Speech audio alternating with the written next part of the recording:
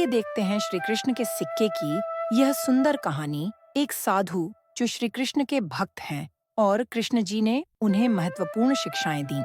एक गांव में एक गरीब साधु रहते थे जो भगवान कृष्ण के बड़े भक्त थे। एक दिन जब वे नदी किनारे जा रहे थे, उन्हें सोने के सिक्कों की पोटली मिली। वे बहुत खुश हुए और पोटली अपने पास रख ली। वापस जाते समय उन्हें एक भिखारी मिला जिसने मदद मांगी, पर साधु ने उसे कुछ नहीं दिया। भिखारी निराश हो गया। थोड़ी दूर चलने पर साधु को जमीन पर चमकता हुआ एक हीरा दिखाई दिया। जैसे ही वे उसे उठाने झुके, एक चोर ने उनकी सोने की पोटली छीन ली।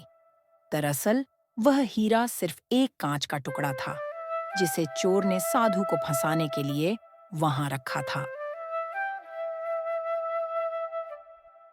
दुखी साधु जब घर लौट रहे थे, एक व्यक्ति आया और साधु को प्रणाम किया। वह व्यक्ति श्री कृष्ण का भक्त था और उसने साधु को एक पीतल का सिक्का दिया। साधु को विचार आया, ये क्या है और इससे मैं क्या कर लूंगा?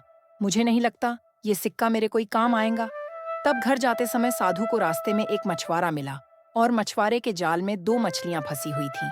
साधु को उन पर बहुत दया आई, इसीलिए उन्होंने मछुआरे से कहा, मैं तुम्हें यह सिक्का देता हूँ और तुम मुझे यह दोनों मछलियां दे दो।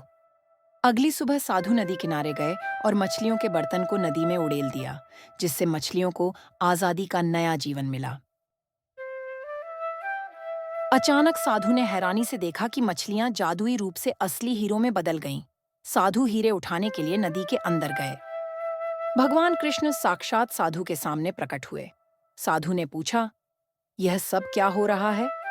भगवान ने समझाया कि मछलियों ने गलती से हीरे निगल लिए थे और साधु ने उनकी जान बचाकर यह हीरे पाए हैं। फिर कृष्ण ने साधु को याद दिलाया कि उन्हें सोने की पोटली मिली थी, परंतु उन्होंने एक भिखारी की मदद नहीं की और लालच के कारण वह पोटली खो दी। कृष्ण ने उन्हें सिखाया कि दूसरों की मदद करनी चाहिए और लालच से दूर रहना चाहिए। साधु ने वचन दिया कि वे सदैव दूसरों की सहायता करेंगे और लालच नहीं करेंगे।